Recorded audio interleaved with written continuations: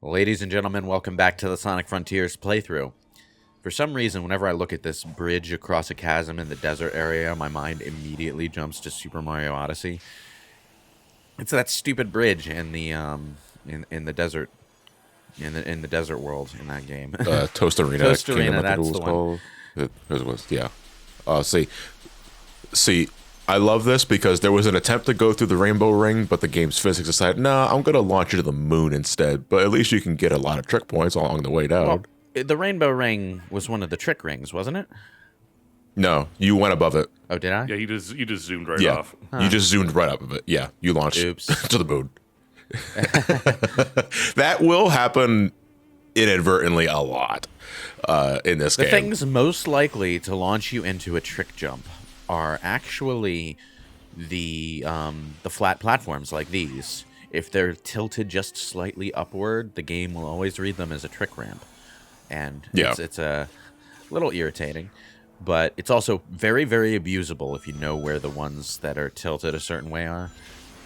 That's what I'm saying. Like, if you need the points for experience, if you want to get something for your skill tree, like ASAP, then fine. Not just for tricks, because the trick jump is one of the movement states that Sonic can be in that uses the actual momentum physics that are built into the game. Yeah, as you just did right there. So you can get some insane air out of trick jumps if you trick jump in the correct location. Air and distance is the main thing. Sonic just looks like a weirdo. So you just, like, go off of a ramp and keep on spamming the trick button until you... land. I like this challenge. Do 50 damage. Did I make it? I don't know, Dad. Yeah, the quota for these are always, like, hilariously low. Like, you have no worry of ever not meeting the quota for that They're shit. kind of like the style statues in Devil May Cry 3, where you have to reach a certain style ranking to break them and get the orb inside, but there's no style ranking that you need to meet. You just need to reach damage, and it's always something stupid like 100 damage when you do... By the point it says like 200 damage, you're doing like 100 damage per punch. So it's just like, okay, did I make the cut, boss? It's still weird to have a Sonic game where there's, like, damage values and you don't just kill something in one hit. I mean, granted, this was always something about, like, Heroes in Shadow that I appreciated the idea, but thought the execution was what? Sonic. No, you're Rocket. Yeah. But, like, in more Heroes, because in Shadow you just, like, press the button a couple of times and they died. But the only time where I ever thought the old 3D Sonic combat system had some kind of nuance to it was actually in Sonic 06, where Shadow could do combo attacks after a homing attack, and with Sonic you could really tear through the big enemies by doing bounce attacks instead of homing attacks. But it never really went anywhere in those games. So well, yeah, because Sonic isn't a platformer built around combat at all. It's like it goes off of the Mario style of enemies where they're just kind of there and you kill them or use them to platform and then you move on. Not to mention, combo is very generous description of that system in Sonic 06 specifically. Because Shadow was just mashing X. In the Sonic, and, in the older Sonic games, the enemies were always at their best when they had a specific way and direction of damaging you, so that they were effectively obstacles in and of themselves. Think of the bubbles in Marble Garden Zone, which you could plow straight through if you hit them at the right time, but they became invincible spike balls if you hit them at the wrong time. Not even Supersonic could damage the fuckers. So, like... Yeah, it's really weird with them because their hitbox just turns off when the spikes are up. Yeah, and they're not the best programmed thing, but the principle is there, you know? They're an obstacle that you have to account for and either damage or circumvent in a certain way. And Sonic 3 and Knuckles in particular was really good about that. They even gave Sonic the Insta-Shield, which was an ability built entirely around the idea of enemies as obstacles, you know? If you were precise enough in your timing of the Insta-Shield, it would help Sonic get around enemies that Knuckles and Tails maybe would have had a little bit more trouble with. Except Bubbles. Except Bubbles, but Well, you could at least use the insta shield to avoid damage from the bubbles. Right, you can phase through them. Yeah. So, But it's like, but I want to kill them. but like, yeah, my point is, like, when Sonic Heroes came along, the enemies were repurposed into something that was more meant to force you into power mode, which just conceptually is already a pace breaker because it's forcing you out of speed mode, you know? Yeah, it's like kind of one of those things where instead of making a game, like I think the intention was that you seamlessly move between these modes and it feels real cool to do that, but instead it feels like, oh, I'm going along, I stop, I see something I need to switch to flying or power mode to do, I switch to that, I do it, I then switch to flying mode or like speed mode or whatever. And it just doesn't feel the way they intended it to feel. Yeah, there's no flow to it. Yeah. There's absolutely no flow to Well, it. if you're good at the game during the early stages, you can create your own flow by just being good enough at flowing in and out of combat. But by the time you hit the later stages, it doesn't matter how good you are because they throw so many high health enemies at you that you're always going to end up I stopping. think any degree of flow in Heroes' case requires you knowing exactly how the state is laid out to know when to switch formations exactly. Well, that's that too, but that's more of a control Yeah. issue. Like the game doesn't have some. No, I'm talking about planning out I mean, your formations for progression. So, John, I agree with you, but to play devil's advocate for a minute, you could argue that's the same kind of thing with many Sonic games, where the first time you play it... any that has emphasis on combat specifically. I mean, well, even like the I think the Ted classic is. ones. I think Ted. I think John is referring specifically to those moments where the game forces you to stop and kill enemies, and you, Okay. I mean, true, yeah. like I have flow problems with Sonic Heroes and Shadow the Hedgehog, but most of that comes down to you're punished more for poor planning there because the controls themselves do not flow well compared to, say, Sonic Adventure 2, where the way motion and momentum play into each other does at least allow you to feel good about the way Sonic moves, even if you mess up a little. But combat in that game was also just homing attack or somersault, though. So there fair. were also less situations that forced you to stop for any length of time as well, unless you were picking up an item in that desert level. I have no idea Matt, what they were thinking wait a about. minute. with that You level actually design. used the magic ends. Yeah, it's like I don't know what they're doing making Pyramid Cave go from being like one of the best levels in the game to weirdly clunky for 30 seconds and then back to being really fun with that. At the very least, though, Sonic could run fast while carrying the item, so it wasn't too obnoxious. I guess the point I was making about this game is that like combat at least is like looks and feels more Sonic-y than like Sonic Heroes where Knuckles like just kind of punched stuff. And, like, Yeah. I mean, if you look at this without the fancy animations, it is just you stopping for a second for Sonic to beat it up until its health bar goes down in somewhat a similar way. But it's more satisfying to look at. It helps, sure. and it helps a lot that when you do fight in this game, you're doing it by choice. Because, like, Yes. even when you get the squid jump scare, you're free to run away from that squid. You don't have to fight it. The only enemies that kind of try to force you to fight them are the sumo boss, which locks you into a thing, and doesn't Tank lock you in? I after think a while it too? might have a whirlwind thing that prevents you from Yeah. running away right away, but once you break the whirlwind, you can leave. You can just leave. Yeah. Then there's also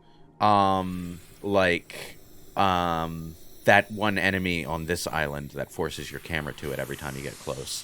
But that doesn't really force you Yeah. to fight it. It just makes it annoying to run away. It forces you to look at it though, and I was like, I'm not interested. I'm sorry. But I you keep know telling that you this. that enemy sort of balances itself out because if you're creative with your jumping, you can use that enemy to skip past parts of the level that the designers probably didn't want you to skip past, because it takes you so high up into the air. So it gives you the opportunity to air boost over cliffs and stuff.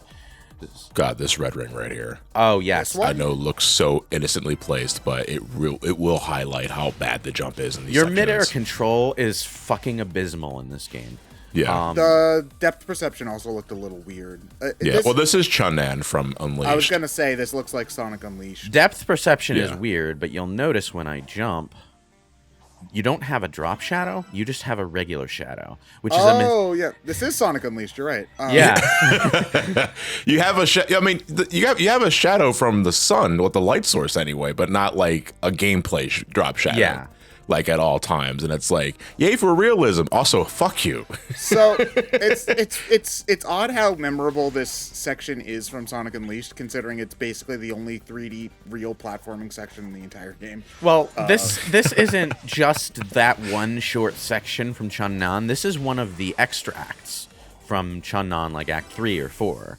That was based entirely around the circular platforms. A lot of the levels in this game are actually, a lot of the cyberspace levels in this game are actually based off those extra acts from Sonic Unleashed, which automatically makes them really good because you have better jumping control here than you had in Sonic Unleashed. Those stages were the worst in Unleashed because they required you to do so much with your jumping control that Sonic Unleashed was just not equipped to deal with.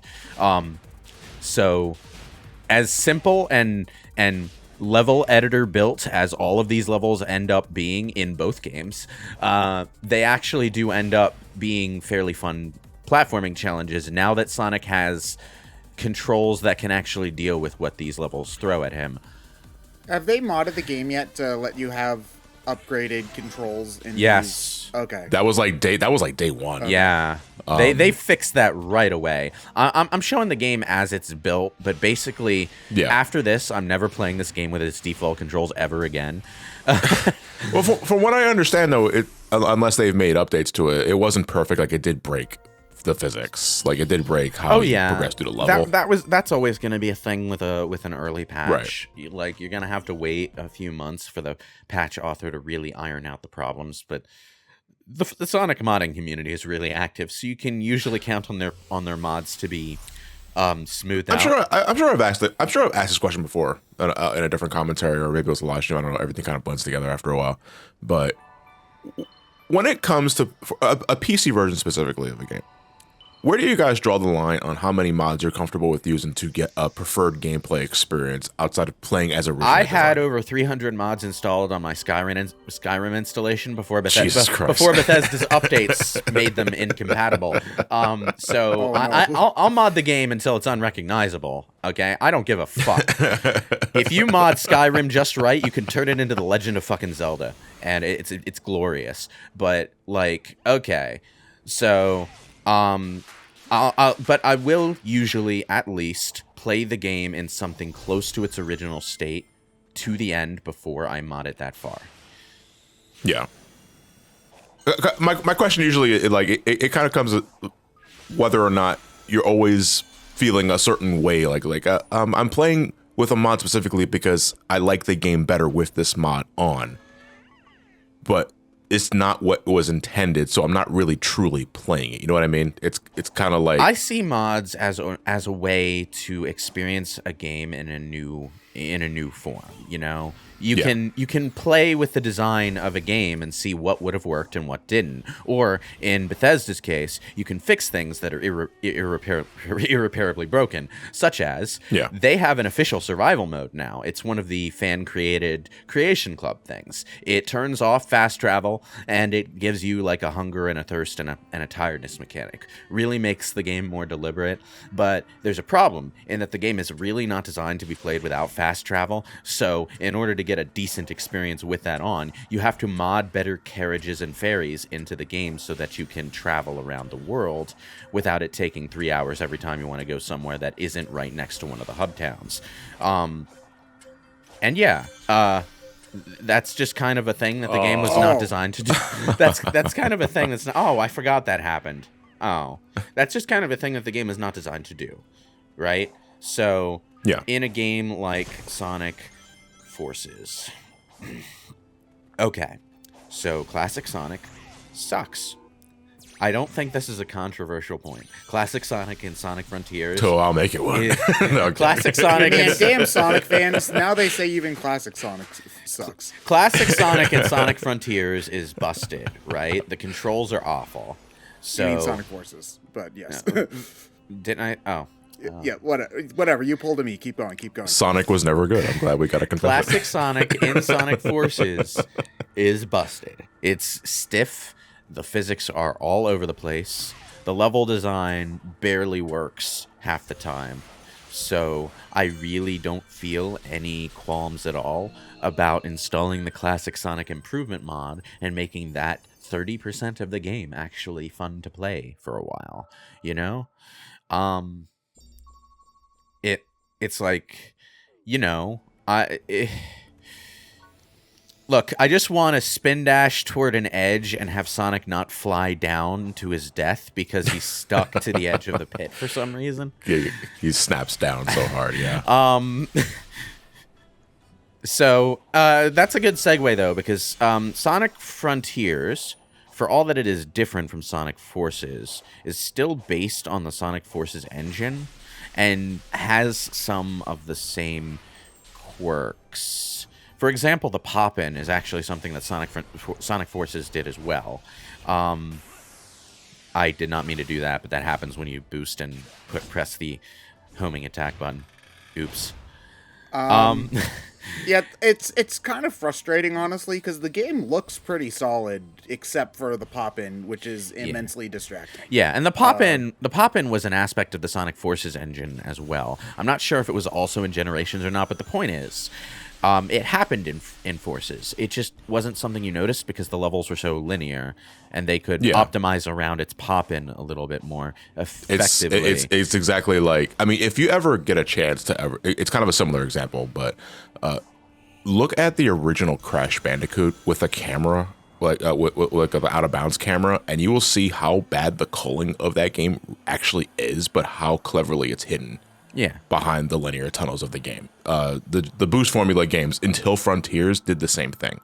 Yeah, because if you look at like when you glitch the game to skip a load zone for certain things, you see that there's nothing there, and they do that to save space because otherwise the levels would be huge.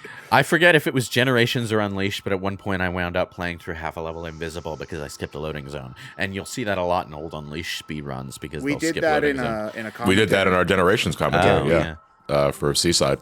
Yeah, and it's kind of weird when it happens, but you know, it's an interesting aspect of the way the games are programmed. But Frontiers is fundamentally an open world game designed on an engine that was not built for open world. So, yeah, that's probably that's a great way of putting it. That thing with his little, he's like a dangly T-Rex centipede millipede that flies. That is a dragon, I think. Excuse me, that's not a dragon. No, like a Chinese serpent dragon, you know? Those things. Legend of Zelda, Breath of the Wild.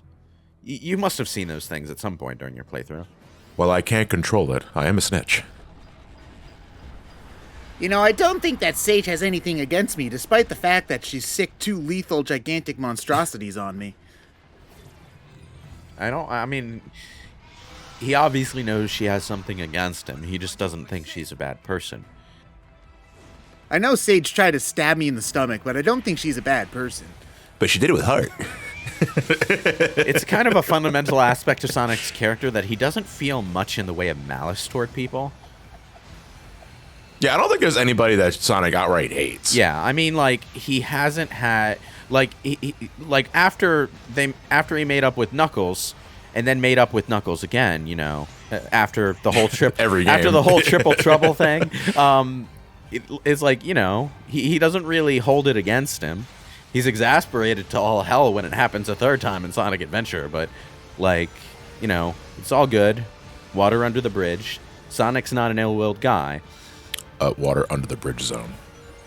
Water under the bridge zone, yes. Yeah. Man, they're really running out of ideas.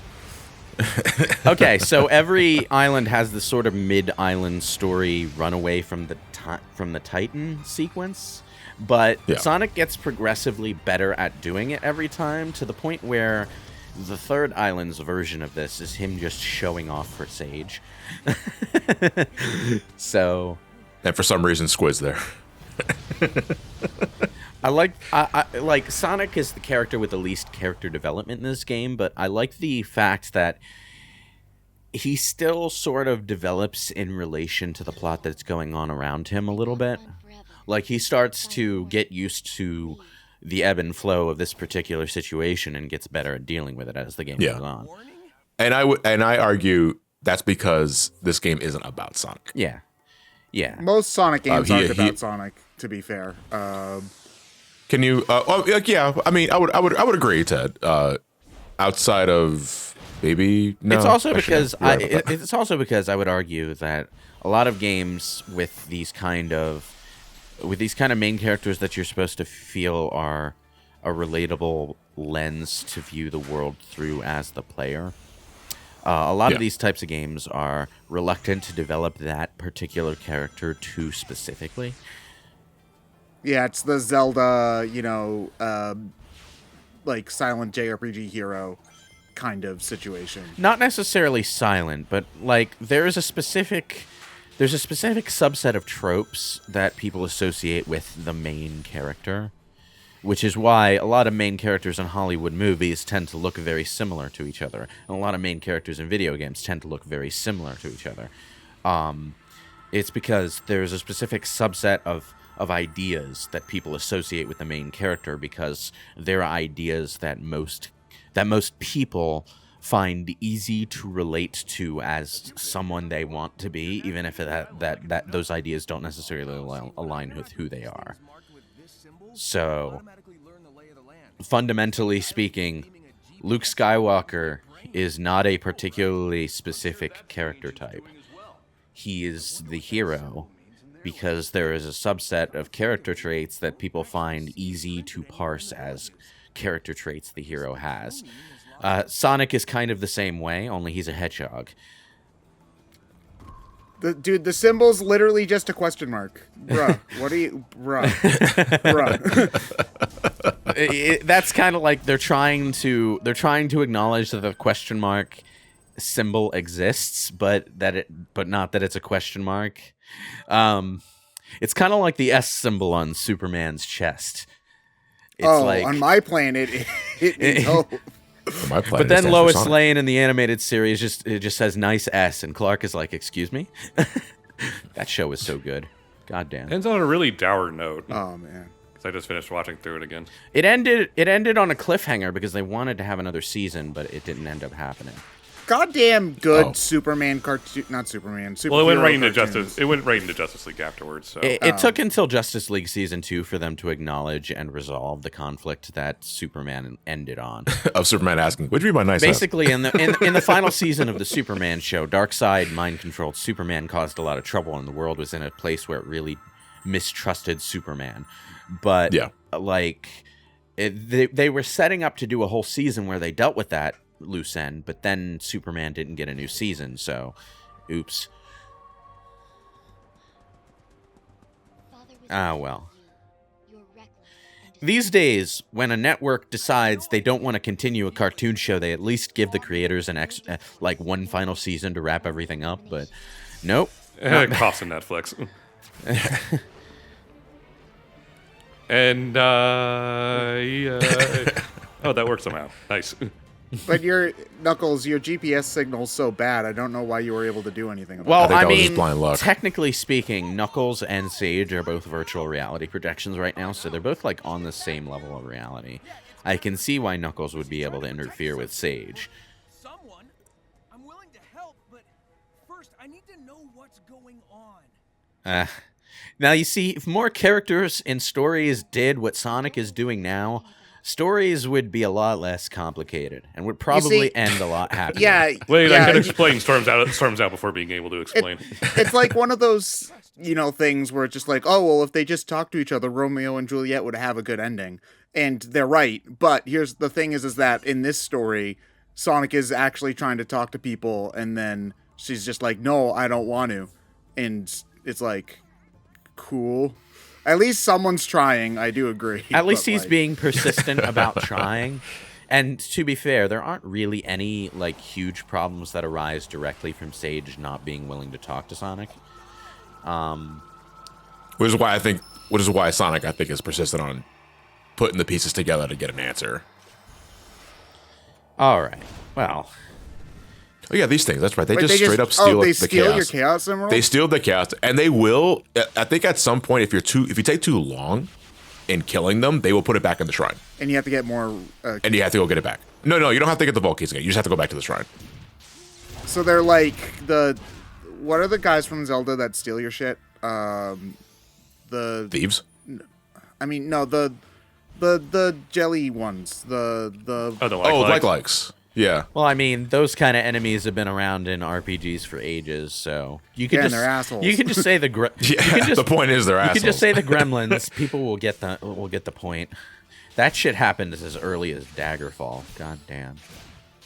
Actually, a lot of stuff Zelda did, Daggerfall did first. I Not mean, saying Zelda's a Daggerfall clone, but Well, I mean, Breath of the Wild has the climb anything skill. That's a Daggerfall thing.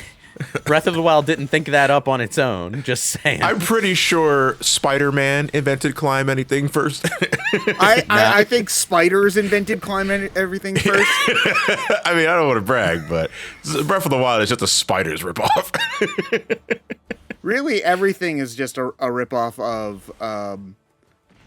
Oh fuck! Man, Dangerous Creatures. There we go. For the Wii, where you play as a spider. There we go. Can you fight the Titan? Like, can you reach it before it? Like, no.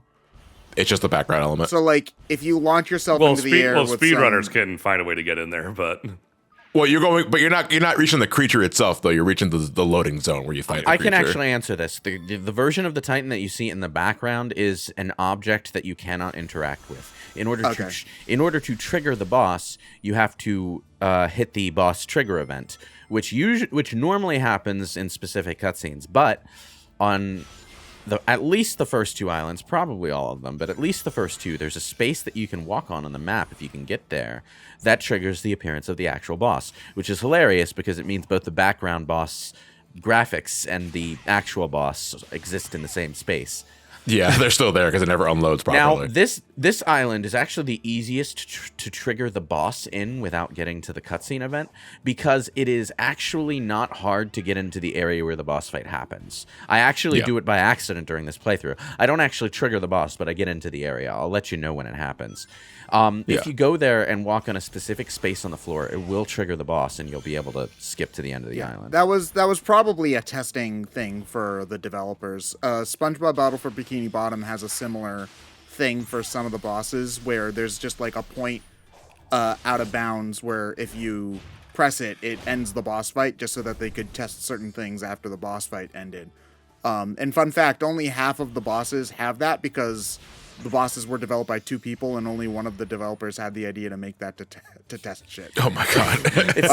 It's like a developer thumbprint. They have their own little methods for testing stuff. That's neat. Yeah, I mean that's what the Konami code was. Yeah, it was like debug the tool. dev didn't feel like actually beating the game, right? And so they... No, he wasn't very good. It was more that he wasn't very good at the game, so he made himself a code to get himself more life so he could test later in the game. I was gonna say something like the Konami code is just the default like developer God mode code, where you are given everything that you can possibly need to further test the game for the time. Well, I mean that's basically what debug mode in the Sonic games were too. Yeah. Well, I mean that's also just something that this is common in like any game. Yeah. You know, devs will have something in there for themselves so that they can further test things without having to worry about beating the hardest boss in the game repeatedly just to get to the point in time. Yeah. That they need to test. Although I do have to imagine that for like difficulty scaling and balance testing, it's probably pretty difficult because then you actually do have to play the game as intended to see if it's the right mixture of difficulty. Yeah. Or like if you're playing a fighting game, for example, trying to balance like all the characters so that they're viable must be like an impossible task. Well, yeah, but they'll have different people to test different things, and for stuff like difficulty scaling, they'll probably get people from outside the studio who don't know the game to test it for. That's the entire point of quality assurance. Oh, do you want to know a fun fact about Yoshi P, who, if you don't know, is the main director for Final Fantasy XIV. So it was, I think, Street Fighter Alpha I believe. Street Fighter 4. Street Fighter 4. Okay, so No, Street Fighter. No, it was Alpha. It was Alpha. You're right. Fighter Alpha. So Yoshi P went to go help Capcom test Street Fighter Alpha, and he liked Zangief in older Street Fighter games. Zangief too good, better nerf. Yeah, he won. I think it was like 52 games in a row, and then they nerfed Zangief in the final game, and he sucks now. It's Street Fighter EX. Street Fighter EX plus Alpha. okay. Plus Alpha. Yeah, that was. So imagine being so good at the video game that they nerf your main before it even comes out. That's just rude at that point. I hate you. Heavy characters are never going to get a break, are they? Well, no, when Depends on the when they game. are good, then everybody bitches. It's like, oh man, why can't we ever have a heavy character be good? Heavy character is good. Fighting game fans. I remember when Street Fighter 4 first came out, everybody hated Zangief. It's Zangief again, I noticed, that people tend to gravitate hate towards because he was a really obnoxious grapple character when the game first came out. I think he was nerfed afterwards, so yeah, heavy characters never get a break, but still.